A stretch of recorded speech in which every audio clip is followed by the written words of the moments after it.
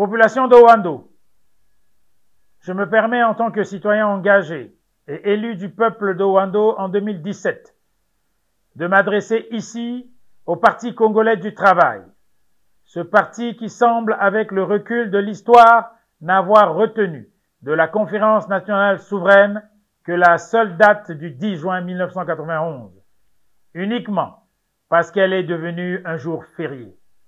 Pourtant, lors de son passage à la tête de l'État, le président Joachim Yombi Opango avait entrepris de vous transmettre des valeurs essentielles, la culture du travail, le respect de l'effort et le goût de l'excellence dans le service public.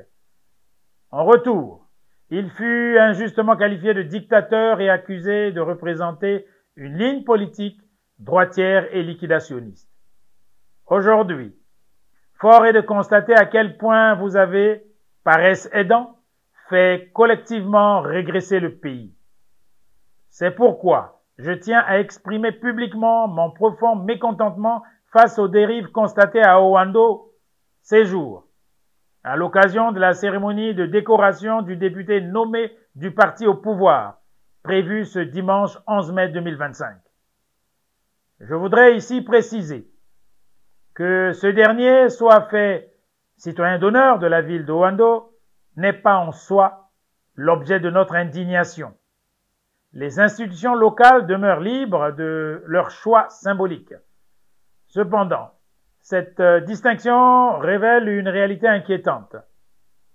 Une partie des responsables politiques originaires de cette contrée semble atteints d'une forme aiguë de syndrome de Stockholm, incapable de tirer les leçons du passé. Ils continuent de s'aligner aveuglement sur un système qui les a longtemps marginalisés, un système qui a tué nos parents, violé nos femmes, nos mères, nos filles, et les flatte aujourd'hui en raison des échéances politiques à venir.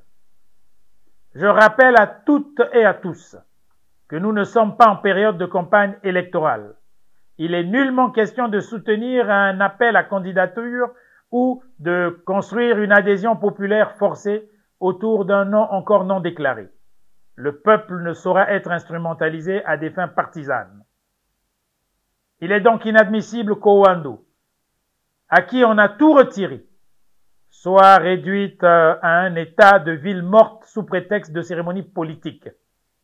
Des instructions dénuées de toute base légale ont été données pour empêcher l'ouverture du marché public, privant les citoyens d'un accès vital aux produits de première nécessité. Plus grave encore, les crieurs envoyés par le dit parti ont sillonné les rues de la ville, intimant les habitants de ne pas se rendre aux champs, en forêt ou même à l'église. Cet acte constitue une violation claire des libertés fondamentales de nos concitoyens. En tant que réel élu du peuple en 2017, et je sais que vous vous en souvenez, je lance un appel clair et direct à la population d'Owando. Continuez à vivre normalement. Rendez-vous au marché, cultivez vos champs, fréquentez vos lieux de culte. Que les commerçants ouvrent leur étal, car les pertes subies ne seront jamais indemnisées par ce pseudo-député nommé. Le ciel ne tombera pas. N'ayez crainte. Mesdames et messieurs du PCT, votre aversion pour le travail, votre désinvolture face à la rigueur et votre mépris de la responsabilité ne vous honorent guère. Le peuple congolais mérite mieux que cette gouvernance fondée sur la tricherie, la menace et la manipulation. Nous refusons d'être muselés par des pratiques rétrogrades. La liberté de circuler, de croire et de travailler n'est pas négociable. L'histoire retiendra celles et ceux qui auront choisi la dignité, la vérité et le courage.